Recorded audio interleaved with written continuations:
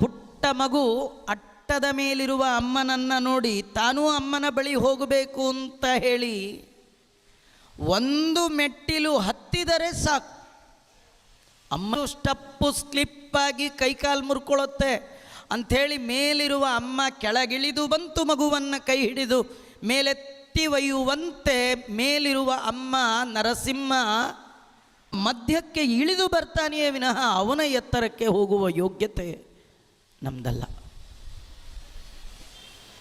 ಪುಣ್ಯ ಬೇಕು. ಏನು ಪುಣ್ಯ? ಸತ್ಕರ್ಮ ಅನುಷ್ಠಾನ ಮಾಡಿರಬೇಕು. ದೇವರು ಪ್ರೀತನಾಗಲಿ ಅಂತ ನಮ್ಮ ಇಡೀ ಜನ್ಮದ ಕರ್ಮಗಳನ್ನು ಭಗವಂತನಿಗೆ ಅರ್ಪಣೆ ಮಾಡಿರಬೇಕು. ಆಗ ಇನ್ನಾದರೂ ಪಾಠಕ್ಕೆ ಹೋಗೋಣ, ಇನ್ನಾದರೂ ಪ್ರವಚನಕ್ಕೆ ಹೋಗೋಣ, ಏನು ತೊಂದರೆ ಇಲ್ಲ ರೀ. ಕೃಷ್ಣ ಮುಂದೆ ವರ್ಣನೆ ಮಾಡ್ತಾನೆ, ನಿಮಗೆ 100 ವರ್ಷ ಆಯುಷ್ಯದ 5 ದಿನದ ಒಳಗೆ 364 ದಿನ ಆಗಿ ಸಾಯ್ಲಿಕ್ಕೆ ಲಾಸ್ಟ್ ಡೇ ಇದ್ದಾಗ 60 ಗಂಟೆ ಇದ್ದಾಗ 1 ಗಂಟೆಯಲ್ಲಿ 60 ನಿಮಿಷದೊಳಗೆ 59 ನಿಮಿಷ ಕಳೆದು 1 ನಿಮಿಷ ಇದ್ದಾಗ ದೇವರೇ ನಾನೇನು ನಿನ್ನ ಬಗ್ಗೆ ತಿಳ್ಕೊಳ್ಳಿಲ್ವಲ್ಲ ಅಂತ ಅಂದರೂ ಸಾಕಂತ. ಅಲ್ಲ, ಯತತಾಮಪಿ ಸಿದ್ಧಾನಾಂ ಕಶ್ಚಿನ್ಮಾಂ ವೇತ್ತಿ ತತ್ವತಃ. ಅವನ್ನ ಕೊಂಡುಕೊಳ್ಳುವವರು ಪಡೆಯುವವರು ತುಂಬ ಜನ ಇರ್ತಾರೆ. ಆದರೆ ಅಮೂಲ್ಯವಾದ ವಸ್ತುಗಳನ್ನು ಅಂಗಡಿಯಲ್ಲಿ ವ್ಯಾಪಾರ ಮಾಡುವ ಯೋಗ್ಯತೆ ಜಗತ್ತಿನ ಎಲ್ಲರಿಗೆ ಹೇಗೆ ಬರೋಲ್ಲ. ವಜ್ರಕ್ಕಿಂತಲೂ ಅತ್ಯಮೂಲ್ಯವಾದದ್ದು ಭಗವಂತನ ಜ್ಞಾನ. ವಸ್ತುವಾಹನವನ್ನು ಪ್ರಯತ್ನ ಮಾಡಿ ಸಂಪಾದಿಸಿದರೂ ಈ ಜನ್ಮಕ್ಕೆ ಕಟ್, ಮುಂದಿನ ನೋಡಿ ಅಂದರೆ ಒಳಗೆ ಹಾಕಿಬಿಡ್ತಾರೆ. ಜನ್ಮ ಜನ್ಮಕ್ಕೆ ಬರುವಂಥದ್ದಲ್ಲ ಅದು, ಅದಕ್ಕಿಂತಲೂ ಕಾಸ್ಟ್ಲಿ. ಚೋರರ ಭಯ ಇಲ್ಲದ್ದು ತತ್ವಜ್ಞಾನ, ಬರುವಂಥದ್ದು ತತ್ವಜ್ಞಾನ.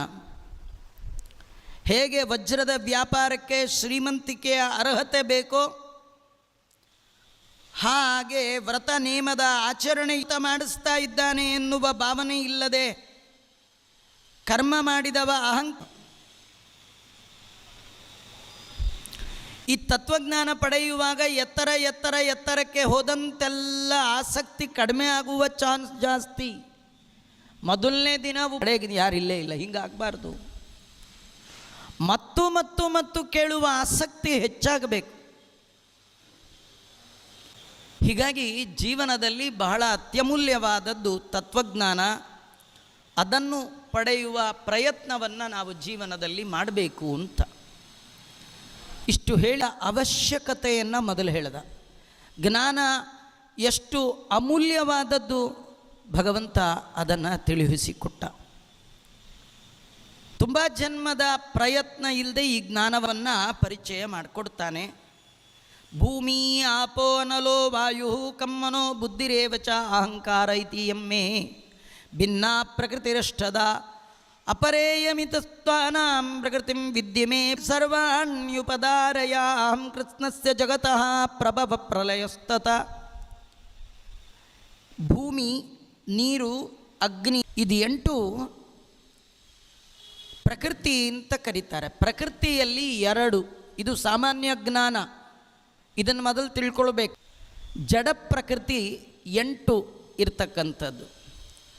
ಆ 8 ಯಾವುದು ಅಂದರೆ ಭೂಮಿ, ನೀರು, ಅಗ್ನಿ, ವಾಯು, ಆಕಾಶ, ಮನಸ್ಸು, ಬುದ್ಧಿ, ಅಹಂಕಾರ ಇದೀನ ಅಂತ ತಿಳ್ಕೊಳ್ಬೇಕು.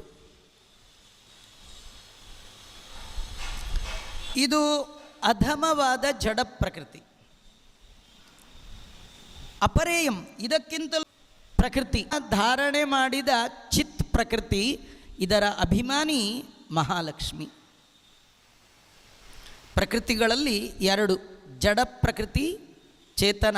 ಚಿತ್ ಪ್ರಕೃತಿ ಭಗವಂತನಿಗೆ ಅಧೀನ ಅಂತ ತಿಳ್ಕೊಳ್ಬೇಕು.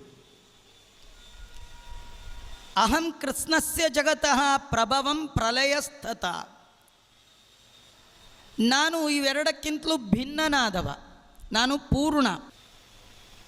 ನನಗಿಂತೂ ಮತ್ಯಾರಾದರೂ ಇದ್ದಾರಾ? ಸೂಪರ್ ಯಾರಿಲ್ಲ. ನನಗಿಂತೂ ಉತ್ತಮರು ಯಾರೂ ಇಲ್ಲ. ಇದೆಲ್ಲ ಸಾಮಾನ್ಯ ಜ್ಞಾನ.